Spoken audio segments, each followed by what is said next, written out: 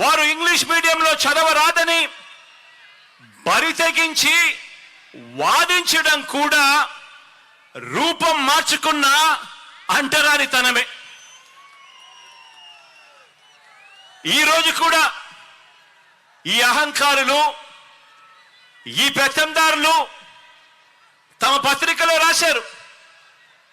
ఈరోజు పొద్దున్నే కూడా పత్రిక చదివా. అంబేద్కర్ గారు తెలుగు మీడియం మాత్రమే ఉండాలని అన్నాడట. నిజంగా ఈ పెత్తందారుల పిల్లలు, ఈ పెత్తందారుల మనవళ్ళు మాత్రం ఇంగ్లీష్ మీడియంలోనే చదువుతారట. నిజంగా ఇలా మాటలు చూస్తే నిజంగా ఒక నిజం చెప్పకూడదు, అబద్ధాలు ఏ స్థాయిలో చెప్తా ఉన్నారు అని చెప్పి చూస్తే నిజంగా గుండెకు బాధ అనిపిస్తుంది. వాస్తవం ఏమిటి అని అంటే, నిజమేమిటో అంటే, అంబేద్కర్ గారు చదువుకున్నది ఇంగ్లీష్ మీడియంలో. ఆయన పిల్లవాడిగా 4వ తరగతి ఇంగ్లీష్ మీడియంలో 4వ తరగతి ఆయన పాస్ అయినప్పుడు ఆయన బంధుమిత్రులంతా కూడా పండగ చేసుకున్నారట. కానీ ఈ పెత్తందారుల పత్రిక, ఆ ఈనాడు పత్రిక, కానీ ఆ పత్రిక ముసుగులో తాము పాటించే ఈ అంటరానితనాన్ని, అబద్ధాలతో అందమైన మేకప్ వేయాలనుకున్న ఇలాంటి దుర్మార్గులు, ఇలాంటి నీచులు మన దళితులకు, మన బహుజనులకు వ్యతిరేకులు, చివరికి చరిత్ర కూడా ఇలాంటి వాళ్ళు వక్రీకరిస్తూ రాతలు రాస్తా ఉన్నారు అనంటే ఏ స్థాయికి నిజంగా పాత్రికేయం పడిపోయింది అని చెప్పి ఆలోచన చేయమని కోరుతా ఉన్నా. ఈరోజు పేద కులాల వారు ఎప్పటికీ కూడా తమ పొలాలలో పనివారుగానే ఉండిపోవాలట.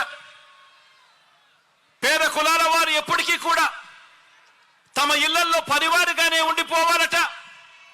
తమకు సేవకులుగా ఉండిపోవాలట. చిన్న చిన్న వృత్తులు, చిన్న చిన్న వ్యాపారాలు మాత్రమే వాళ్ళు చేసుకోవాలట. తమ అవసరాలు తీర్చే వారిగా మాత్రమే వాళ్ళు మిగిలిపోవాలట. ఇలాంటి ఆలోచనలు కూడా రూపం మార్చుకున్న అంటరానితనమే.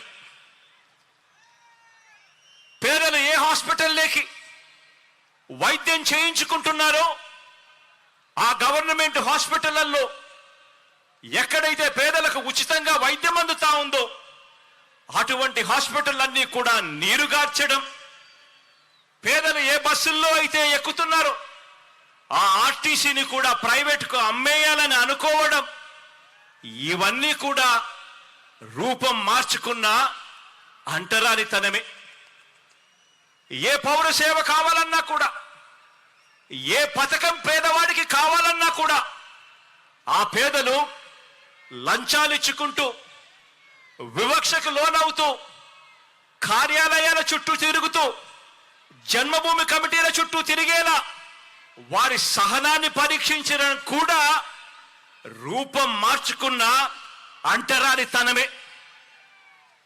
అవ్వ తాతలకు పెన్షన్ కావాలన్నా, రైతన్నలకు ఎరువులు కావాలన్నా పొద్దున్నే లేచి పొడువాటి లైన్లలో ఆ క్యూలలో నిలబడి చివరికి ఆ క్యూలలోనే మనుషులు చనిపోతున్నా కూడా పాలకుల గుండె కరక్కపోవడం కూడా, ఇవన్నీ కూడా రూపం మార్చుకున్న అంటరానితనమే.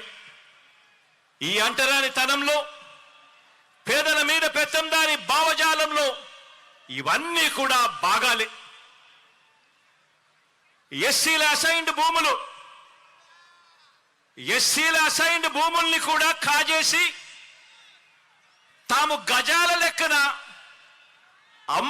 అమ్ముకోవాలనుకున్న రియల్ ఎస్టేట్ రాజధానిలో పేద సామాజిక వర్గాలకు చోటు లేకుండా తాము మాత్రమే ఒక కోట కట్టుకోవాలన్న కుతంత్రాలు చేయడం కూడా రూపం మార్చుకున్న అంటరానితనమే.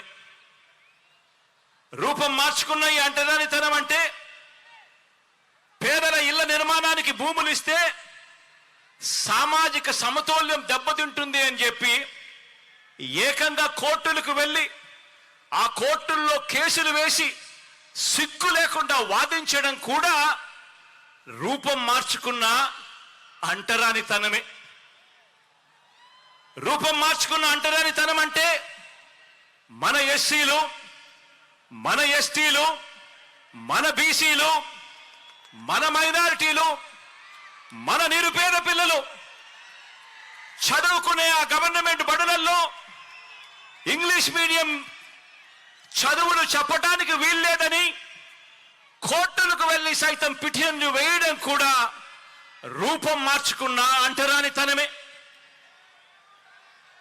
ఆ పేద వర్గాల పిల్లలకు ట్యాబులు ఇస్తే అందులో వారు చూడకూడనివి చూస్తున్నారంటూ వాళ్ళ పిల్లల చేతుల్లో కూడా సెల్ ఫోన్లు ఉన్నాయని, ట్యాబులు ఉన్నాయి అన్న విషయాన్ని ఉద్దేశపూర్వకంగా కూడా మర్చిపోతూ డిజిటల్ లిటరసీని మన పేద పిల్లలకు ఇవ్వటానికి వీల్లేదని చెప్పి కుట్రపూరితంగా రాతలు రాయడం, వాదించడం కూడా రూపం మార్చుకున్న అంటరానితనమే.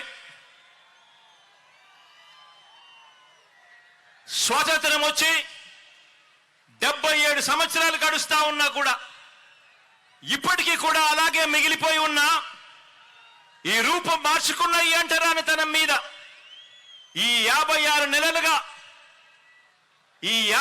నెలలుగా మనం చేస్తా ఉన్న ఒక సామాజిక, ఆర్థిక, రాజకీయ యుద్ధానికి నిలువెత్తు నిదర్శనంగా ఈ అంబేద్కర్ గారి విగ్రహం ఎప్పటికీ కూడా కనిపిస్తానే ఉంటుంది. ఈ విగ్రహం దేశంలోనే కాదు ప్రపంచంలోనే అతిపెద్ద అంబేద్కర్ గారి విగ్రహం అని కూడా చెప్పడానికి గర్వపడతా ఉన్నా. దేశంలోనే కాదు ప్రపంచంలోనే అతిపెద్ద అంబేద్కర్ గారి విగ్రహం అని చెప్పడానికి గర్వపడతా ఉన్నా. ఇది 81 అడుగుల వేదిక మీద ఏర్పాటు చేసి 125 అడుగుల మహావిగ్రహం అంటే 206 అడుగుల ఎత్తైన ఈ విగ్రహం దేశంతో కాదు మనం పోటీ పడేది, ప్రపంచంతోనే పోటీ పడతా ఉన్నామని చెప్పి కూడా ఈ సందర్భంగా తెలియజేస్తా ఉన్నా.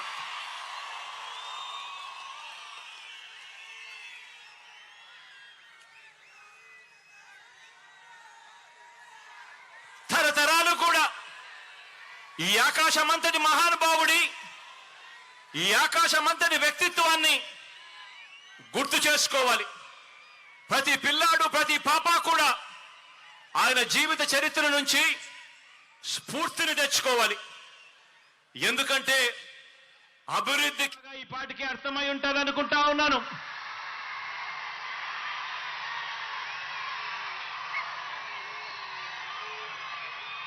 ఇలాంటి అంబేద్కర్ గారి భావజాలం ఈ పెత్తందారులకు మాత్రం అస్సలు నచ్చదు.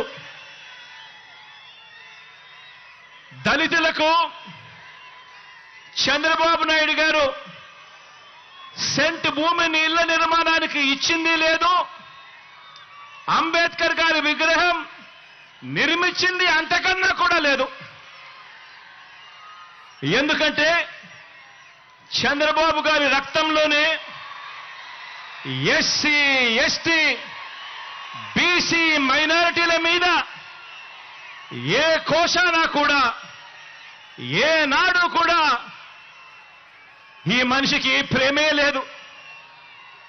ఎస్సీలో పుట్టాలని ఎవరైనా అనుకుంటారా అని ఒక ముఖ్యమంత్రి స్థానంలో ఉన్న వ్యక్తి నోరు పారేసుకుంటే గ్రామాలలో ఆ ఎస్సీలు ఎలా బ్రతకగలుగుతారు అని చెప్పి కనీసం ఆలోచన కూడా చేయకుండా నోట్లో నుంచి అంత చులకనగా మాట్లాడే స్వభావం. బీసీల తోకలు కత్తిరిస్తా ఖబర్దార్ అన్న వ్యక్తి, పేద సామాజిక వర్గాలంటే గిట్టని ఈ వ్యక్తి మన మాదిరిగా ఈ పేద అక్క చెల్లెమ్మలు బాగుండాలి, ఈ పేద కుటుంబాలు బాగుండాలి అని ఏకంగా 31 లక్షల ఇళ్ల పట్టాలు రాష్ట్రంలో ఎప్పుడు జరగని విధంగా, దేశంలో కూడా ఎప్పుడు చూడని విధంగా ఏకంగా 31 లక్షల ఇళ్ల పట్టాలు, అందులో 22 లక్షల ఇళ్ల నిర్మాణం చేయాలని ఆ పెద్ద మనిషికి ఎందుకు అనిపిస్తుంది? పెత్తందారి పార్టీలకు, ఈ పెత్తందారి నాయకులకు చదువుకునే మన పేద పిల్లలకు ఒక అమ్మఒడి ఇవ్వాలని, ఓ విద్యా దీవెన ఇవ్వాలని, ఓ వసతి దీవెన ఇవ్వాలని, ఓ గోరు ముద్ద ఇవ్వాలని, ఓ విద్యా కానుక ఇవ్వాలని, ఓ ట్యాబులు ఇవ్వాలని, ఓ ఇంగ్లీష్ మీడియంలో చదువులు చెప్పించాలని, బైలింగ్వల్ టెక్స్ట్ బుక్స్ ఇవ్వాలని, మన గవర్నమెంట్ బడులలో, మన క్లాస్ రూమ్లలో డిజిటైజేషన్ జరగాలి అని, ఐఎఫ్పీలను ఏర్పాటు చేయాలని, నాడు నేడుతో మన చదువులు, మన బడులు రూపురేఖలు మార్చాలి అని ఇటువంటి పెత్తందారి నాయకులకు కానీ, ఇటువంటి పెత్తందారి పార్టీలకు కానీ ఎందుకు అనిపిస్తుంది అని ఒక్కసారి ఆలోచన చేయమని అడుగుతా ఉన్నా. పెత్తందారి పార్టీలకు, పెత్తందారి నాయకులకు మన అక్క చెల్లెమ్మలకు ఒక దిశ యాప్ తేవాలని, మన అక్క చెల్లెమ్మలకు ఒక అమ్మఒడి ఇవ్వాలని, మన అక్క చెల్లెమ్మలకు ఒక ఆసరా ఇవ్వాలని, మన అక్క చెల్లెమ్మలకు ఒక 0 వడ్డీ తేవాలని, ఒక 0 వడ్డీ ఇవ్వాలని, ఒక చేయూత ఇవ్వాలని, అక్క చెల్లెమ్మల పేరిట 31 లక్షల ఇళ్ల పట్టాలు ఇవ్వాలని, అందులో 22 లక్షల ఇళ్ల నిర్మాణం పూర్తి చేసి కట్టించి ఇచ్చి ఆ అక్క చెల్లెమ్మల ముఖాలలో చిరునవ్వులు చూడాలని ఆ పెత్తందారి పార్టీలకు, ఆ పెత్తందారి నాయకులకు ఎందుకు అనిపిస్తుంది అని ఒక్కసారి ఆలోచన చేయమని అడుగుతా ఉన్నా. పెత్తందారి పార్టీలకు, ఆ పెత్తందారి నాయకులకు మన రైతన్నలకు పగటిపూటే 9 గంటల పాటు ఉచిత విద్యుత్ ఇవ్వాలని, ఒక రైతు భరోసాతో రైతన్నను ఆదుకోవాలని, వారిని చేయి పట్టుకొని నడిపించే ఒక ఆర్బీకే వ్యవస్థను వాళ్ళ ముందరే పెట్టాలి అని చెప్పి ఎందుకు అనిపిస్తుంది అని చెప్పి ఒక్కసారి ఆలోచన చేయమని కోరుతా ఉన్నా.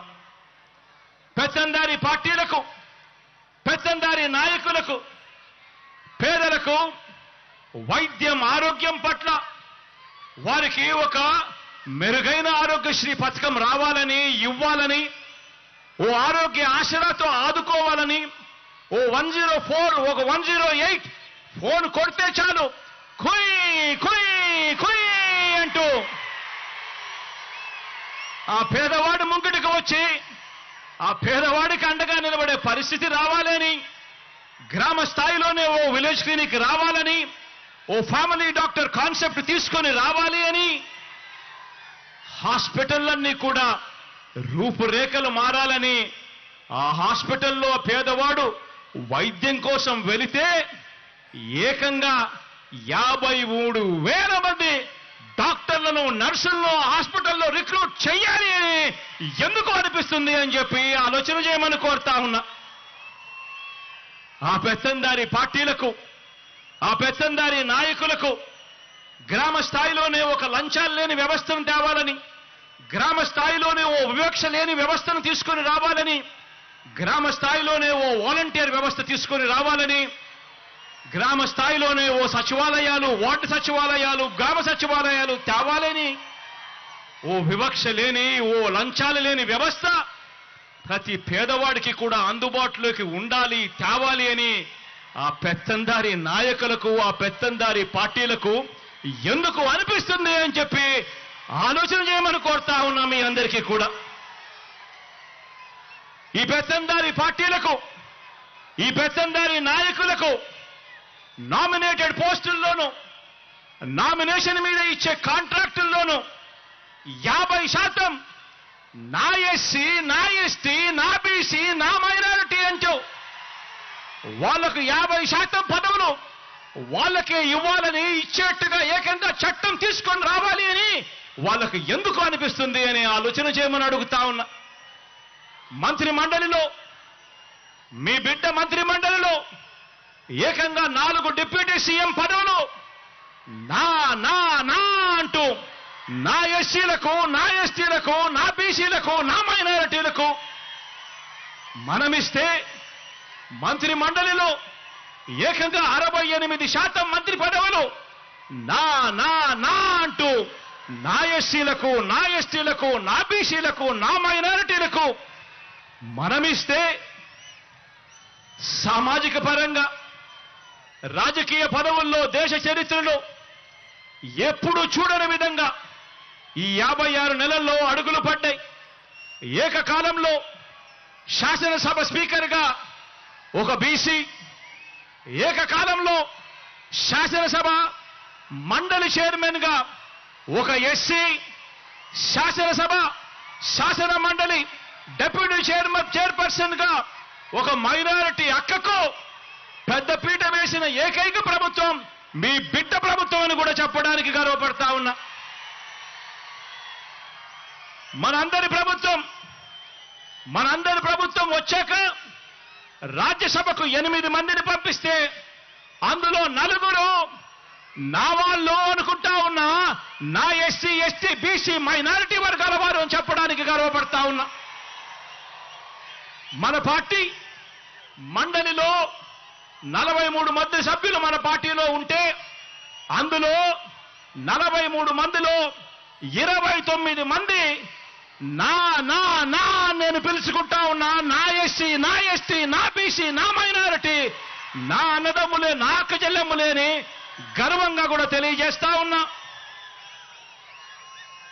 రాష్ట్రంలో 13 జడ్పీ చైర్మన్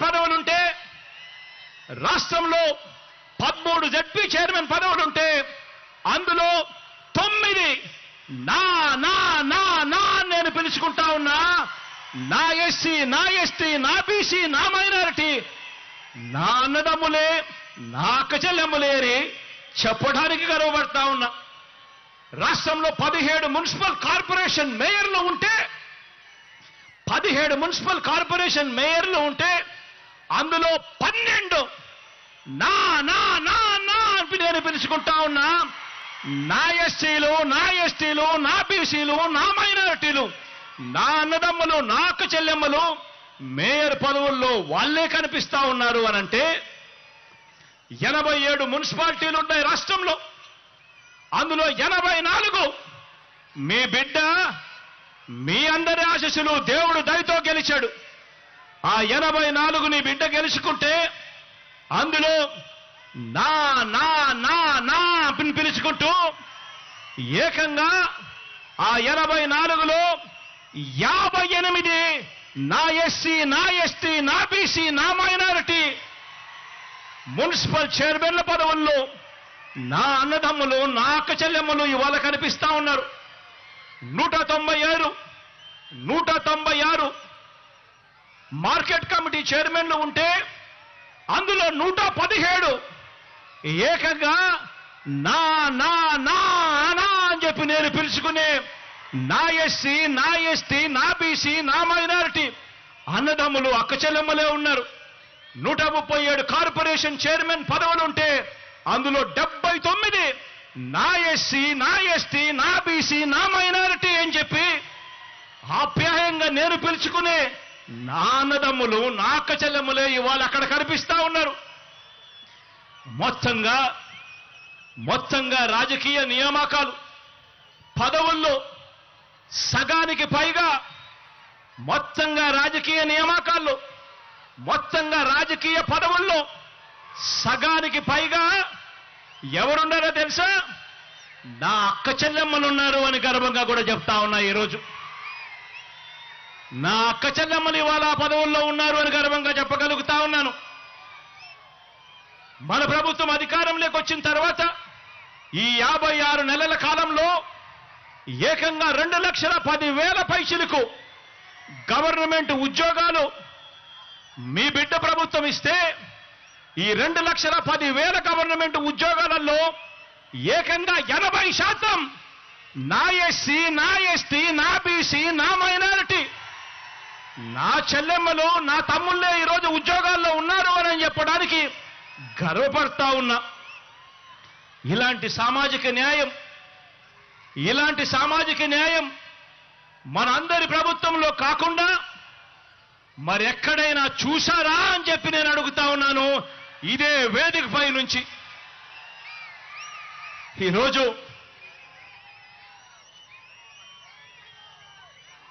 ఈ పెత్తందారి పార్టీలకు, ఈ పెత్తందారి నాయకులకు నా ఎస్సీలు, నా ఎస్టీలు, నా బీసీలు, నా మైనారిటీలు వారి కోసం నవరత్నాల పాలన అందించాలని కడుపులో ఉన్న బిడ్డ దగ్గర నుంచి పండు ముసలి అవ్వ తాత వరకు అందరి పట్ల ప్రేమ మమకారం చూపాలని వీళ్ళకి ఏ రోజైనా అనిపించిందా అని చెప్పి నేను అడుగుతా ఉన్నా. మీ బిడ్డ పాలనలో ఈ 56 నెలల కాలంలో 2,47,000 కోట్ల రూపాయలు నేరుగా మీ బిడ్డను బటన్ నొక్కుతున్నాడు. నా అక్క చెల్లెమ్మల కుటుంబాల ఖాతాల్లోకి నేరుగా డబ్బులు పోతా ఉన్నాయి. ఎక్కడా లంచాలు లేవు, ఎక్కడా వివక్ష లేదు.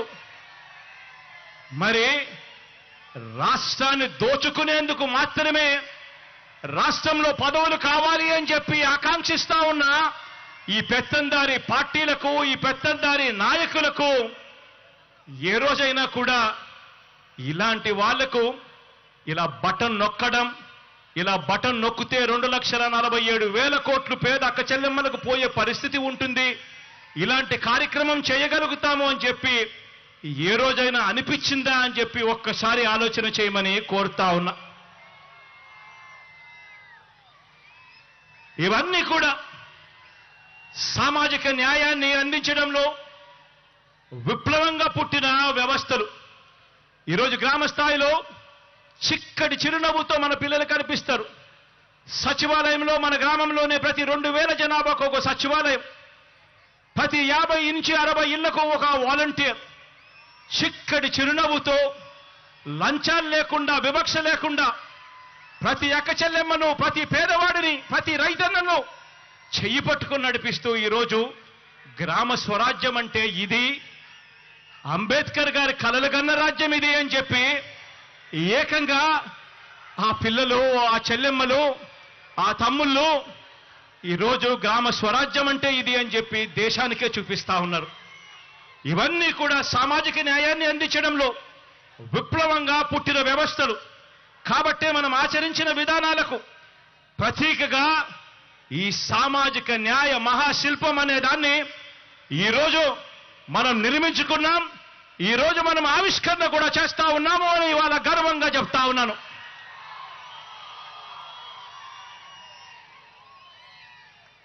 ఈరోజు మనందరి ప్రభుత్వం, మీ బిడ్డ ప్రభుత్వం, మీ కష్టం తెలిసిన మీ అన్న ప్రభుత్వం ఇంటింటా కూడా ప్రతి గ్రామం నుంచి, కుప్పం నుంచి ఇచ్చాపురం వరకు ఏ గ్రామాన్నైనా కూడా తీసుకోండి, ప్రతి గ్రామంలో కూడా మార్పులు కనిపిస్తాయి.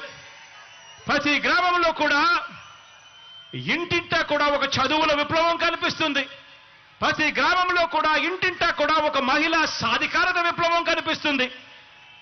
ప్రతి గ్రామంలో పరిపాలన సంస్కరణలు కనిపిస్తాయి. ప్రతి గ్రామంలోనూ ఒక వ్యవసాయ విప్లవం కనిపిస్తుంది. ప్రతి గ్రామంలోనూ కూడా పారిశ్రామిక మౌలిక సదుపాయాల విప్లవం కల్పించేట్టుగా దిశగా ఆ జిల్లాలో ఎప్పుడూ చూడని విధంగా ఈరోజు అభివృద్ధి కనిపిస్తా ఉంది. వైద్య ఆరోగ్య రంగంలో ఎప్పుడూ కూడా ఊహించని విధంగా గ్రామ స్థాయిలోనే మార్పు చెందిన మరో విప్లవం మన పిల్లలకు అక్కడే కనిపిస్తా ఉంది. కడతా ఉన్న డిజిటల్ లైబ్రరీలు కనిపిస్తా ఉన్నాయి. ప్రతి అంశంలోనూ కూడా పేదల అభివృద్ధికి, పేదల అభ్యున్నతికి తీసుకుంటా ఉన్న ప్రతి ఒక్క నిర్ణయానికి కూడా దేవుడు దయ, ప్రజలందరి చల్లని దీవెనలు కలకాలం ఉండాలని చెప్పి ఆ మహానుభావుడి విగ్రహాన్ని ఆవిష్కరించే కార్యక్రమంలోకి ఇక్కడ నుంచి అందరం కూడా బయలుదేరి ఎక్కడికి పోదాము అని చెప్పి కూడా ఈ సందర్భంగా తెలియజేస్తా ఉన్నాను.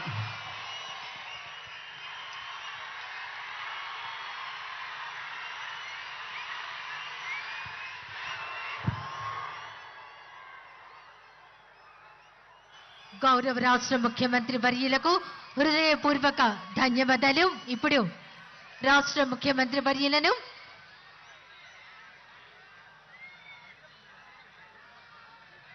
జిల్లా యంత్రాంగం అధికార ప్రతినిధులు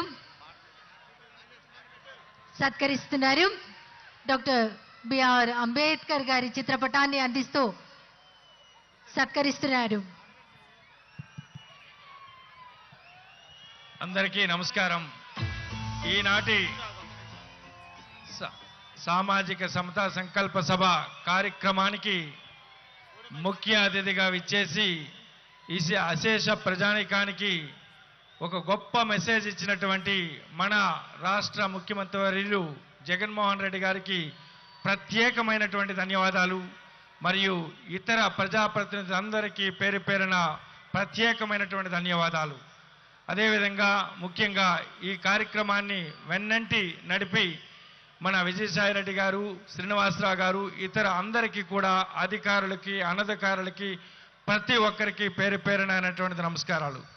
ఈ 26 జిల్లాల నుండి వచ్చినటువంటి ఈ 1,50,000 అశేష ప్రజానీకానికి ముఖ్యంగా అయినటువంటిది ప్రత్యేకమైనటువంటి అభినందనలు మరియు ధన్యవాదాలు.